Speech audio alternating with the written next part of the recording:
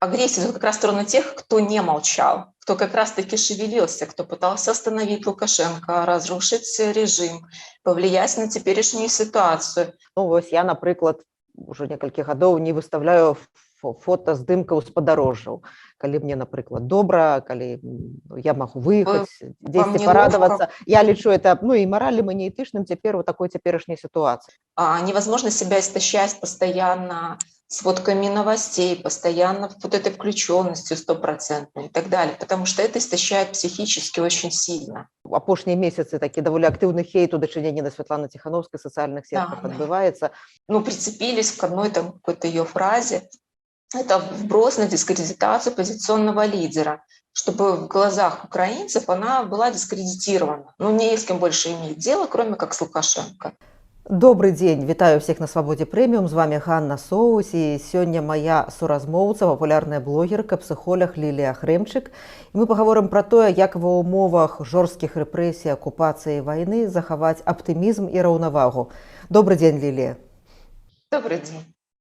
Я вас регулярно читаю у Фейсбуку уже некалькі гадоў. Ведаю, што праз палітычны пераслед вы былі вымушаны з'ехаць з Беларусі, цяпер жывеце ў Грузіі. Давайте больше полно представим нашей аудитории. Расскажите про себя. Я психолог, работаю психологом онлайн. Что еще про себя сказать? Яким чином вы выехали из Беларуси? Что здарылася? Мы уехали, значит, меня пригласили в Следственный комитет как свидетеля, и я решила нить.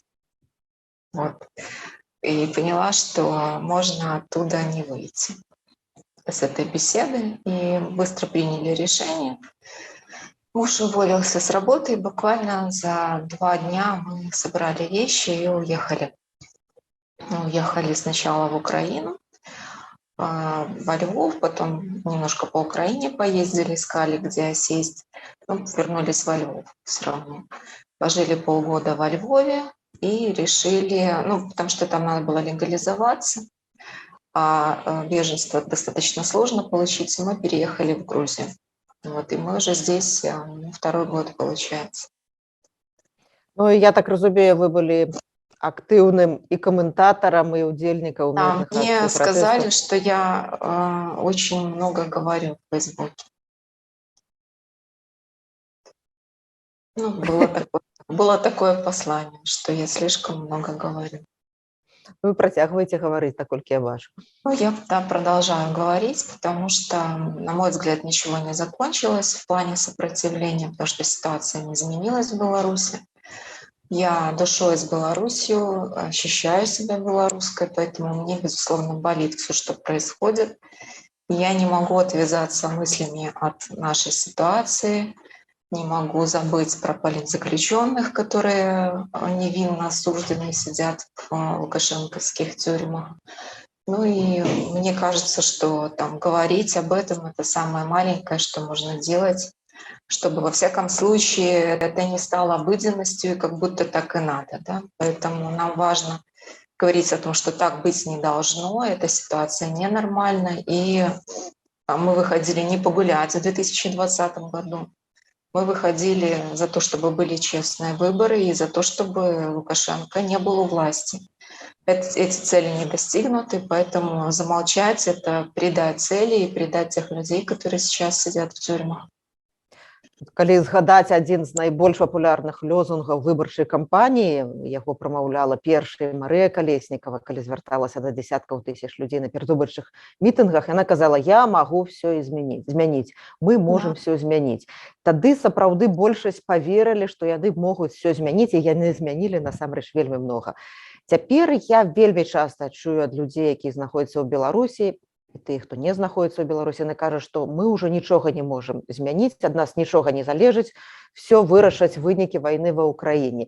Ці сапраўды гэта так, як вы мяркуеце? Што залежыць цяпер ад кожнага, што можна змяніць? Я правда думаю, что для тех, кто остался в Беларуси, мало шансов что-то изменить и мало возможностей. Я воспринимаю Беларусь сейчас как один общий концлагерь. Знаете, можно вспомнить сталинские времена, сталинские репрессии. не слишком много желающих было изменить строй и режим, да, потому что репрессии зашкаливающие по своим объемам.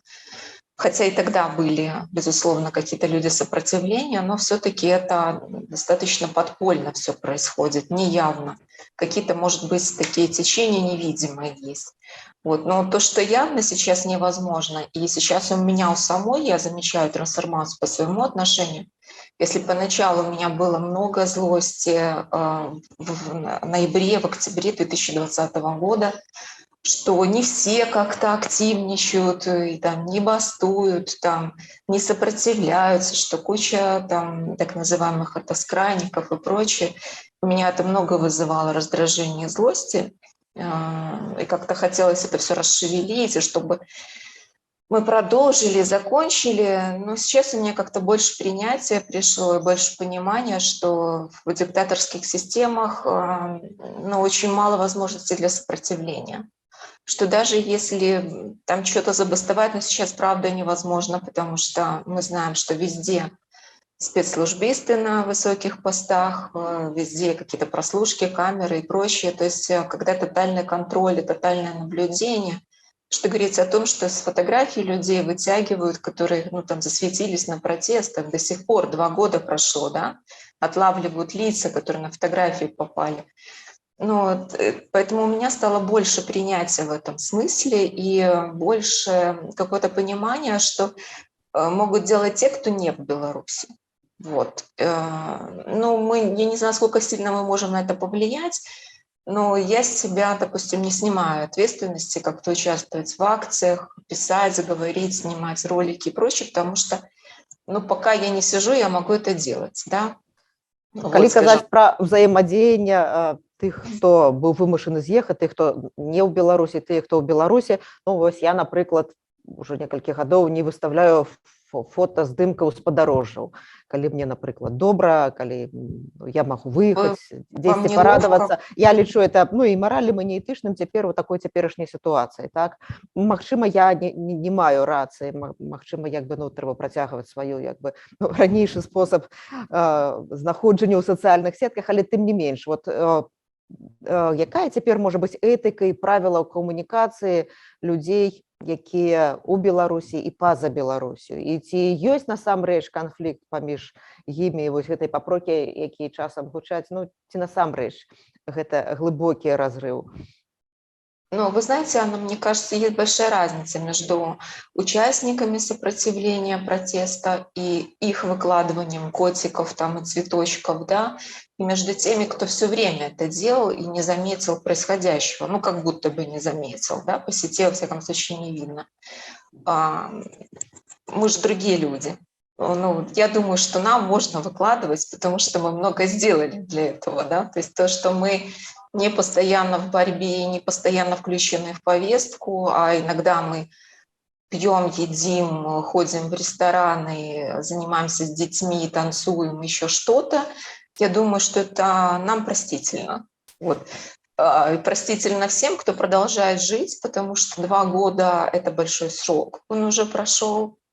И если бы каждый остановил свою жизнь, ну, это было бы невозможно просто, потому что растут дети, проходят выпускные, правильно, там вступительная кампания, все продолжается, жизнь же не остановилась. Другое дело, как ты внутренне настроен, ну, это конец, или ты внутри себя понимаешь, что это не конец, и, ну, как бы цель не достигнута. То, что нужно жить, безусловно. Невозможно себя истощать постоянно сводками новостей, постоянно вот этой включенностью 100% и так далее, потому что это истощает психически очень сильно. Нам нужно пополнять энергию, нам нужно брать ресурсы где-то, нам нужно наполняться. В конце концов, нужно спать, есть, гулять, отдыхать, освежать голову, потому что ну, мы будем непригодны для борьбы, если мы этого не будем делать. Поэтому все остальное продолжается, жизнь продолжаем, купаемся, отдыхаем, но помним про то, что ничего не закончилось. покупались, Лилия, вернулись и так. сказали про какого-то, про очередной суд. Это, ну, нам это не мешает. Лілія, я хотела вас запытацца, вы неаднойчы выказваліся на сваёй старонцы ў Фейсбуку пра гэта. Ну, апошнія месяцы такі даволі актыўны хейт у дачыненні да Святланы Ціхановскай сацыяльных сетках Да. адбываецца. Чым вы яго тлумачыце? Як вам падаецца, наколькі ён натуральны, а наколькі інспіраваны рознымі спецслужбамі? Да, мне кажется, да. Мне складывается впечатление, что это какие-то пропагандистские штучки, что это вброс определенный. Да, и он инсценирован спецслужбами, мое мнение. У меня есть вопросы к Светлане Тихановской по некоторым моментам. Я тоже об этом пишу, когда они возникают, да, когда что-то мне там не нравится из того, что там происходит в оппозиционном движении. Но часть хейта за белорусов и за Беларусь, она для меня просто неприемлема. И я буду продолжать и буду настаивать, и буду ее защищать, потому что я считаю, что это чисто нарративы пропаганды, то, что сейчас идет в ее сторону. Она не сказала, по сути, про белорусов ничего того, что не говорили бы даже украинские лидеры. Я сегодня специально пересмотрела того же Арестовича с его фразами про белорусов, про диверсионную работу, про партизан. Он сказал даже круче, чем она. То есть он больше как бы похвалил белорусов и больше им дал благодарности, чем то, что выразила она. Прицепились к одной там какой-то ее фразе. Это вброс на дискредитацию позиционного лидера, чтобы в глазах украинцев она была дискредитирована. Не с кем больше иметь дело, кроме как с Лукашенко. Видите, какая она? Вот с кем вы будете разговаривать? Она какие глупости морозит. У нас только один есть человек, с которым можно дело делать. Мне кажется, это все специальные такие нарочные вбросы. И, конечно, от нас зависит, от белорусов зависит, во-первых, чтобы мы восстановили свое имя. Я продолжаю это делать. Мне жутко не нравится хейт в сторону белорусов, он совершенно неоправданный. Я тоже считаю, что это работа пропаганды. И этой пропаганде подвластны украинцы на 100%. Вот этот хейт, который массово идет в сети. Понятно, что летят пропаганды ракеты, белорусской, русской, украинской, какой пропаганды? Я думаю, что это российская пропаганда, которая подхвачена украинскими лидерами мнений. Вот это мой взгляд. То есть это ФСБ, мне кажется, это их работа, но она активно подхватывается местным населением, потому что она незаметно встраивается. Она через таких людей, которым доверяют украинцы и которые, как будто бы наши. Но это все идет в дискредитацию и в разделение наших народов. Это определенно клин вбивается, он четко вбивается, это видно, это понятно. Я понимаю, что эта работа идет, и я, конечно, против вражды, разделения, ненависти между народами. Но, однако же, когда такая массированная атака ненависти на белорусов, мы тоже будем защищаться. То есть у нас здесь нужно занять более мудрую такую позицию. С одной стороны, понимать, что нас пытаются разделить и остаться в контакте с Украиной, и с украинцами остаться в контакте, несмотря на их злость, ненависть, которая часто оправдана, потому что их бомбят и разрушают города. Да? Понятно, что они злятся, это нормально. Но, с другой стороны, мы не должны допускать перенос этой агрессии, потому что справедливо пишут мои подписчики, что агрессия идет как раз в сторону тех, кто не молчал, кто как раз-таки шевелился, кто пытался остановить Лукашенко, разрушить режим, повлиять на теперешнюю ситуацию. Это мы чувствительны, и мы восприимчивы к этим фразам в нашу сторону, да, фразам ненависти. Те, кому было все равно, им и так все равно. Поэтому агрессия немного не в ту сторону, что называется. И здесь мы тоже должны ставить какой-то барьер, что, камон, это одно, это другое, режим это одно, белорусы сопротивление это другое. Поэтому, хейтить, если хейтить, у вас море ненависти, море злости, окей, с этим нет проблем. Это нормально, что вы это все чувствуете, но просто направляется в ту сторону, в которую действительно виновата. Лілія, другі год множыцца боль ад арыштаў, ад катаванняў, ад рэпрэсій, ад несправядлівасці проста. Цяпер да гэтага дадалася вайна. Цяпер боль, смерць становяцца звыклымі. Да іх не тое, што прызвычайваешся, але немагчыма ўжо кожны раз перажываць гэтак жа востра. Якая ваша парада? Як тут не страціць эмпатыю? Як не пачаць успрымаць зло як дадзенасць проста? Это вообще спасибо психике, что адаптация есть. Если бы мы 2 года жили в состоянии шока, бах, новая ситуация, шок, да, у нас с этими судами, ну, бомбили, что называется, в день по 5 раз, страшными сроками, приговорами, какой-то иррациональностью происходящего, когда люди с онкологией, с последней стадии, когда дети, подростки, и мы каждый раз впечатлялись. Конечно, психика устает от этого. И то, что есть какие-то адаптивные механизмы, это очень хорошо, это большое благо, иначе бы мы просто с ума сошли. Ну, мы бы просто не выдержали. Вся нация ходила бы в депрессии, если бы ходила, лежала бы под одеялом, не работала бы, и половина бы покончила с собой. Ну, то есть спасибо, что адаптация есть. Другое дело, что есть ориентиры, есть ценности. Да? Важно помнить про свои ценности. Не обязательно каждый день там, читать новости, каждый день быть в ходе каждого судебного процесса, в курсе каждого судебного процесса. Важно просто держать в голове, что то, что происходит, это ненормально. Есть ценностные категории. Сажать людей невиновных ненормально. Нарушать права – это ненормально. Убивать ненормально. То есть ценностные категории, ну, нужно обновлять, вспоминать, помнить, держать при себе. И все, с этим можно дальше жить. Ну, то есть это как вывод какой-то, с которым, не знаю, слоган там по жизни, который, да, там, гуманизм, человеколюбие, оно должно оставаться постоянно. Не обязательно каждый день мониторить все. Так же, как и сейчас про Украину, да, мы же сильно впечатлились Бучей, Ирпенем, да, вот Гостомелем, то, что происходило там. И это был шок, это реально потрясение было очень сильное, и многие плакали. Ну, не украинцы даже, да, и белорусы плакали. Я уверена, что там и часть россиян тоже впечатлились этими кадрами. Но мы не можем продолжать в таком же эмоциональном состоянии воспринимать все. Не можем продолжать жить в этом, если мы все время будем плакать. Поэтому я уже сама за собой замечаю, что какие-то новости про Украину, даже в ленте встречающиеся, я начала пролистывать, я не останавливаюсь на каждом видео, на каждом интервью и так далее. Запросы в Google, да, уменьшились в 22 раза. Это не о том, что люди потеряли интерес к теме. Это про то, что наступила психологическая усталость, которая совершенно нормально, естественно, оправдана. И, этого не нужно пугаться и бояться. Тема актуальна. Про войну помним. То, что ужасы происходят, помним, знаем. Да, все воспримем, ничего не остановилось. И наше сочувствие, наша поддержка. Просто мы немножко начали беречь себя. И это тоже нужно делать. Это не отменяет нашего сострадания и нашего сопереживания. Это про сострадание к себе немножко, да? Потому что нам нужно сохранить себя самих для того, чтобы все это закончить.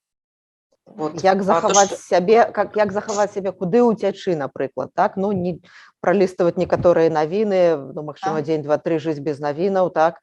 В умовах паразы, як вот эту раўнавагу і оптымізм захаваць? Ну, информационная гигиена прежде всего, конечно. То, что вы сказали, правильно, 2-3 дня где-то вообще жить без новостей, это правильно, это нормально. Если вам хочется, потому что пролистывание новостей – это определенный контроль, ощущение контроля. То, что ты контролируешь ситуацию, это состояние тоже нужно.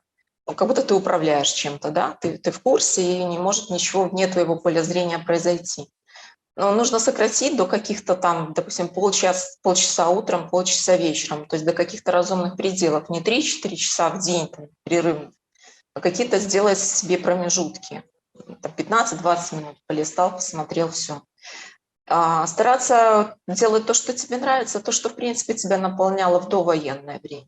Ну, нравится смотреть сериалы, ну, смотрите, ради бога, включайтесь, впечатляйтесь, эмоции, там, тоже в некоторых сериалах более чем, да, попереживать, там, поплакать. Мне говорят, знаете, как люди, я смотрю новости, не могу плакать. Ну, вот некоторые клиенты говорят, да, мне тяжело. Вроде бы очень страшно, очень все это, но я не могу заплакать, у меня как будто бы комок появляется, ну, в горле или в груди, там некоторые описывают. А потом говорит, посмотрю какое-нибудь кино, и уже реву не могу, прям уже все меня прорывает. Это нормально. Ну, нужно искать такие вещи, которые, где ты можешь эмоции сбросить, потому что ты, правда, очень на вдохе как будто бы живешь. Надо искать, где выдохнуть. Я смотрю, вот на Зыбецкой танцы какие-то проходят, ну, я вижу видео, там сальсу танцуют, еще что-то.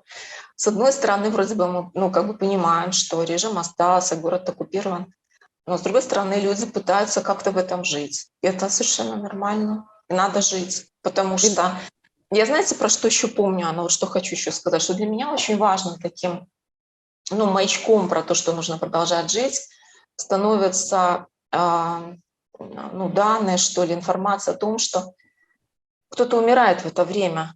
Ну, из наших там людей протеста, у кого-то онкология, у кого-то сердце, и люди уходят, ну, не дождавшись победы, да.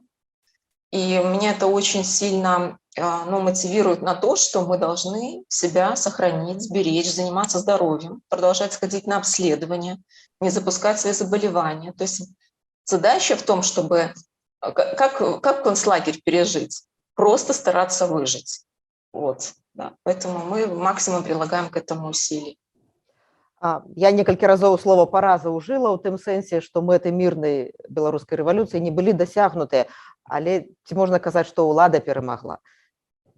Я думаю, что нет. Раз они не остановили репрессии, значит, они не чувствуют себя победителями.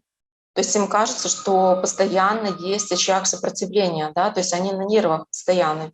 Но все время есть ощущение, что что-то происходит, чего они не могут уловить и поймать. Вот такой неудовлетворенность. Ведь раньше как было? Там за буквально пару часов разгоняли марш и все. Ну, сажали часть людей, кого-то там наказывали, и как бы и все. А сейчас вот 2 года, и они продолжают людей отлавливать, садить. То есть у них есть ощущение, что бурлит.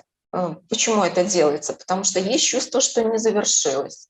Поэтому, конечно, у них нет ощущения победителя, и, конечно, они не чувствуют себя победителями. И с радостью бы пересажали половину населения, но, к сожалению, надо же кому-то на работу ходить. Вот на завяршэнне нашай размовы пра тое, умоўна, як выжыць у канцлягеры, давайте такім пазітыўным месседжам яе завершым. Вельмі важна, калісьці Юлія Чарняўская мне казала ў інтэрв'ю праз некалькі месяцаў пасля жніўня 2020 году, што беларусаў пачалі хваліць. Беларусы адчулі, што яны там неверагодныя, што яны могуць. І гэта тое, чаго беларусы шмат гадоў не адчувалі. Так? Чым беларусы сапраўды могуць ганарыцца цяпер у гэтых умовах у 2022 годзе? Во-первых, мы действительно классные. И мне кажется, тот даже хейт со стороны Украины, который идет в нашу сторону, вот как я вижу по реакции людей, он помогает нам самим про себя много понять. Мы думали, что мы такие беззубые котики, ну, у нас была такая иллюзия, да, мы такие милые, трогательные, ну, с флажками, ну, хотя, конечно, это не так, потому что мы помним первые там 3 дня, да, в августе. Но дальше у всего мира сложилось впечатление, что мы такие, ну, святые практически, ну, такие вот очень милые люди. А сейчас, когда нам приходится защищать себя, защищать эмоционально себя, и люди некоторые вот, чувствуют, что нам есть что защищать, что мы молодцы, мы были очень крутыми, мы сделали невозможное в диктаторском режиме. Мы очень долго стояли. И наш путь мирный, он, возможно, был с точки зрения истории, потом историки оценят это, безусловно, единственно верно. И даже я, которая злилась на то, что, ну, злости не хватило нам там вот в 20-м, сейчас я думаю, что, может быть, вот мудрость какая-то, вот общая наша коллективная мудрость, да, про мирный протест, она сыграла мега позитивную штуку. Мы потом только узнаем, как на самом деле мы раскачали это все, как мы раскачали систему, как мы сберегли наши области, да, потому что мы знаем, что и Путин был бы здесь, его войска были бы здесь, если бы у нас был не мирный протест, ну не дай бог, да, то, возможно, уже и половина страны была бы разрушена, а может быть и вся. Поэтому с точки зрения мудрости мы классные. Мы, правда, очень... Мне кажется, мы очень сострадательные. Я не говорю, конечно, ну, потому что в каждой нации есть разные люди, понятно, да, кто-то там и безобразно себя ведет, и там ворует, и куча разных людей. Но если про вот какое-то общее впечатление, про фон, про атмосферу говорить, да, про то, что создает большинство, мне кажется, что белорусы бесконечно интеллигентные, очень выдержанные, очень уважают чужие границы, считаются. Как-то вот у нас есть четкое понимание, что вот есть наша страна, есть другая страна, мы ни на что не претендуем. Мы хотим отстроить свою. Мы очень сострадательные, сопереживательные, понимающие. Мы можем солидаризироваться, мы можем сами все делать. Но нам не нужно... Наша власть должна быть правильно парламентской республикой, потому что мы сами можем все это организовать. Нам не нужен лидер, который скажет: давайте вперед, идите, там то-то делайте. У нас война началась, и люди сами чик в чик разделились, распределились, кто гуманитарку, кто волонтерит, кто что. Но такая вот низовая инициатива. Я думаю, что нам есть чем гордиться. У нас мега крутая культура, и мы сами очень-очень классные. Пока Дякую я не вялікі. вижу, чем мы хуже других. Мне, знаете, понравился очень пост Никиты Мелкозерова про то, что мы не лучше, не хуже других. И мне кажется, белорусы это очень хорошо чувствуют и понимают, и мы вот адекватны в восприятии себя. Это тоже очень важно. Дякую вялікі. Гэта была папулярная блогерка, псіхолог Лілія Хрымчык. Всяго вам найлепшага. Да, До спасибо побачення. большое.